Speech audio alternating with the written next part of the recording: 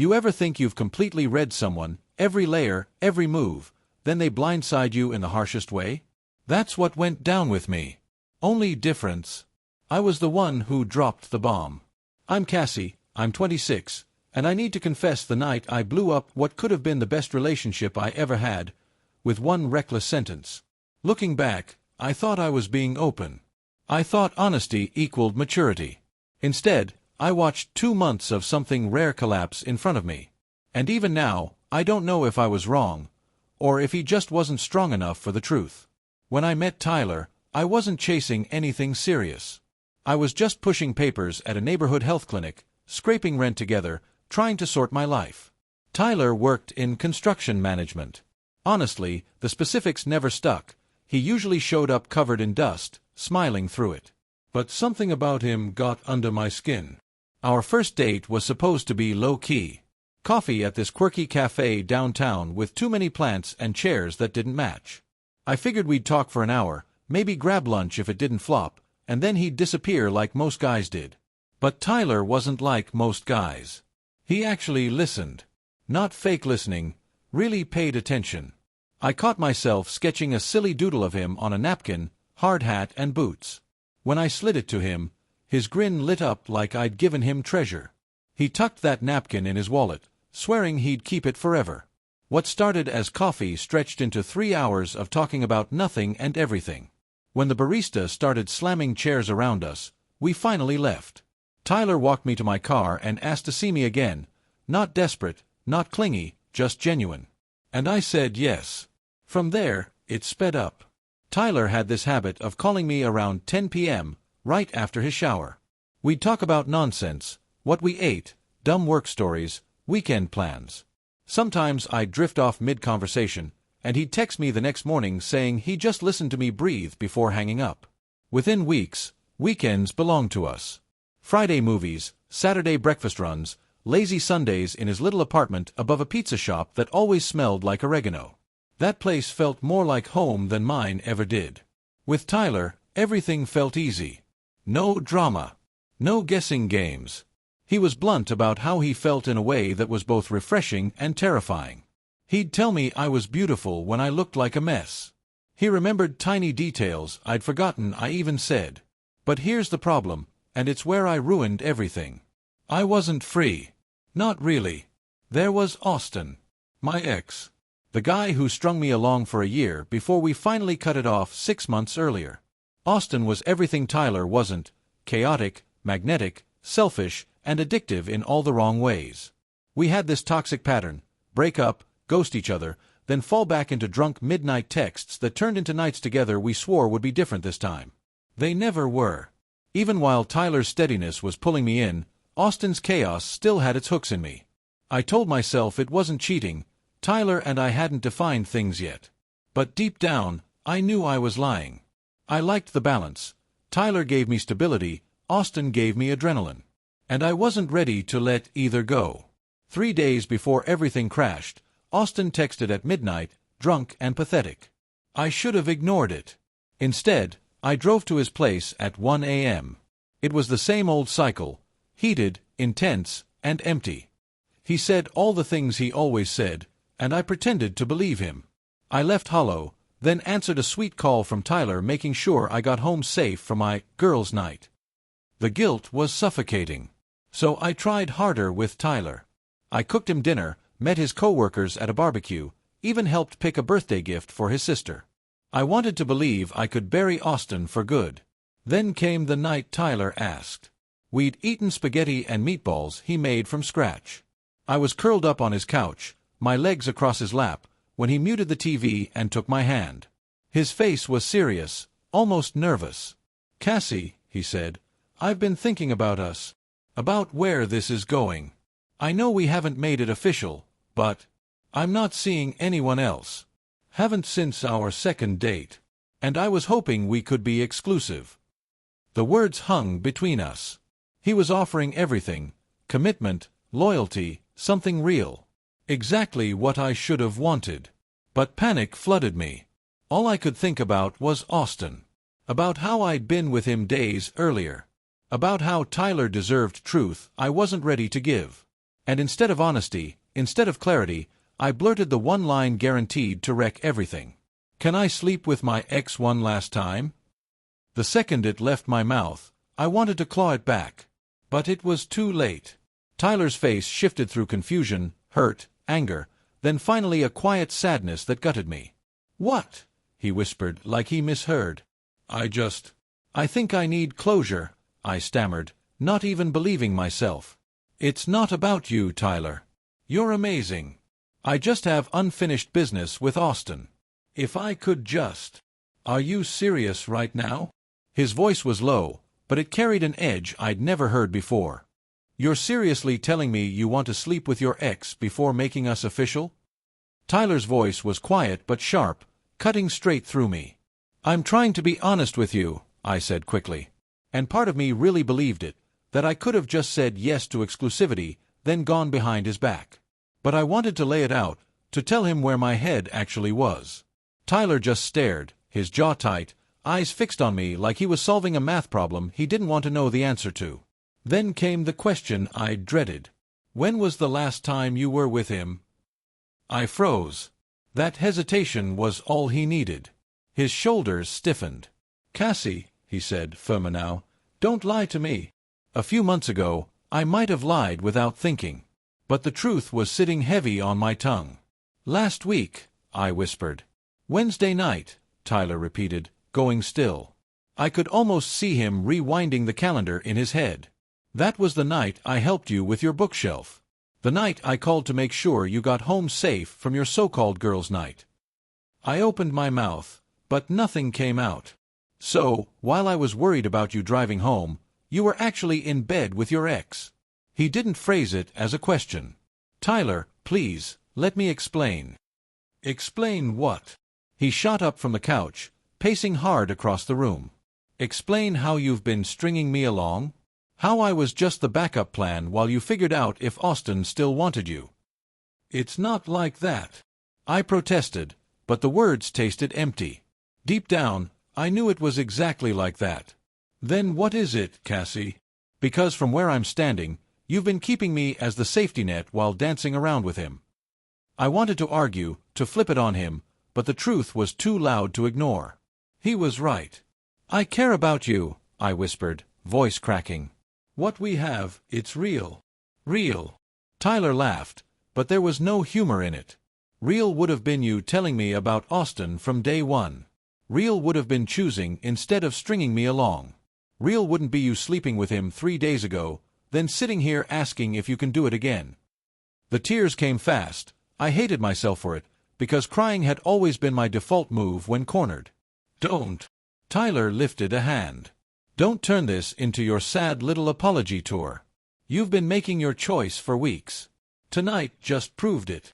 "I haven't chosen," I sobbed. "That's why I wanted to be honest about closure." "Closure?" His voice finally rose, sharp with anger. "You want closure? Fine. Here it is. We're done. Go back to Austin. Figure out whatever toxic thing you need to figure out. But don't you dare ask me to sit around and wait." "Tyler, please." No, his tone was final, a slammed door. "I thought you were different, Cassie. Turns out you're just like every other girl who clings to the guy who treats her like trash because he's exciting, while I'm boring." "You're not boring," I cried. "You're the best thing that's happened to me." "If that were true," he said coldly, "you wouldn't have been with Austin last week. You wouldn't be asking permission to do it again." He snatched his keys off the counter. "I'm going for a drive. Be gone when I get back." Then the door slammed, leaving me in his apartment that still smelled like the dinner he'd made me hours earlier. The next morning, the pit in my stomach told me I'd wrecked something that couldn't be repaired. I tried calling him, but every attempt went straight to voicemail. He'd blocked me. The weekend blurred into a cycle of anger and regret. One part of me raged that Tyler couldn't handle one brutally honest conversation. What kind of man walks away instead of fighting for someone he claimed to love? But another part, the one I tried to silence, knew I'd blown it in a way that couldn't be undone. By Monday, I convinced myself if he saw me face to face, he'd remember what we had. So I drove to his job site at lunch. He was hunched over blueprints with 2 other guys when I knocked on the trailer door. He looked up, saw me, and his expression didn't change. It was like looking at a stranger. "Can I help you?" he asked, polite, professional. Like I was a vendor, not the girl who used to sleep in his bed. "Tyler, can we please talk? I'm working, Cassie. And there's nothing left to talk about." He didn't even glance up from his papers. "Just 5 minutes," I begged. The others slipped out, awkward. When it was just us, Tyler finally looked at me. His eyes were steel. "You want to explain?" "Explain what? That you lied for weeks? That you would have kept lying if I hadn't brought up exclusivity?" "I was trying to be honest," I argued, voice rising. "I could have said yes and cheated in secret. But I didn't. I told you the truth." He studied me for a long moment, then shook his head. His anger had cooled into something worse, disappointment. "You actually believe that, don't you?" he said quietly. "That asking me for permission to cheat is you being honest and mature." "I wasn't asking to cheat. We weren't exclusive yet." He nodded slowly. "We weren't. So tell me, Cassie, how many other guys were there besides Austin? Because I'm betting it was just him. Which means this isn't about keeping options open. This is about you not being able to cut loose the guy who treats you like dirt." I opened my mouth, but nothing came. Because he was right. It had always been Austin. "He doesn't treat me like dirt," I muttered weakly. "Doesn't he?" Tyler's tone sharpened. "When's the last time he took you out to dinner? Introduced you to his friends? Planned something more than 2 hours in advance?" I stayed silent. We both knew the answers. "That's what I thought," he said. "So don't stand here pretending this was about honesty or maturity. It's about you choosing chaos over peace. Drama over stability. You're addicted to being treated like garbage." "That's not fair," I whispered, but the words were hollow. "You know what's not fair?" Tyler snapped, finally raising his voice. "Letting me fall for you while you were still crawling back to him. Making me feel like a fool for believing in something that wasn't real." "It was real," I insisted through tears. "If it was real," he said coldly, "you'd have chosen me without hesitation. You wouldn't have been in Austin's bed last week. You wouldn't be standing here defending the idea of screwing your ex as some kind of twisted honesty." He pointed toward the door. "So that's it. We're done. I asked you, Tyler. 2 months together and you're just going to throw it all away because I made one mistake." My voice cracked. "One mistake." Tyler laughed, but there was nothing warm in it. "Cassie, this wasn't one mistake. This was a pattern. You've been picking Austin over me every single time you had the chance. I was too blind to see it until you spelled it out for me. I had no words. Just tears. And when I left that night, I didn't go home. I drove straight to Austin's. Austin answered the door shirtless, smelling like whiskey and cologne, and when I crumbled against him, he didn't ask questions. He stroked my hair, murmured all the right lines without meaning any of them. Tyler sounds like he's got control issues. Any guy who can't handle your past. Not worth it. That's what I tried to tell him, I whispered. I was trying to be honest, and he made me feel like a monster. You're not a monster, babe. You're human. Humans are messy. Complicated. If Tyler couldn't handle that, it's his loss. And just like that, I slipped right back into the old cycle with Austin. Nights at his place. Empty comfort. The familiar chaos. For a while, it even felt easier than Tyler. No pressure, no expectations. But underneath, I couldn't shut Tyler out of my mind. The good morning texts. The way he'd actually listen. The way I felt safe in his arms, not just distracted. 3 weeks later, the chaos stopped being fun. Austin was exactly who he'd always been. Hot and cold, charming when he wanted something, dismissive when he didn't. The turning point came when I caught the flu. I texted him, hoping maybe for soup or just company. Instead, I got back. Asterisk okay. Feel better. Hit me when you're back to normal. Asterisk. That was it. Lying in bed alone, I thought about the time I'd gotten food poisoning and Tyler sat up with me all night, rubbing my back and fetching water until I finally slept.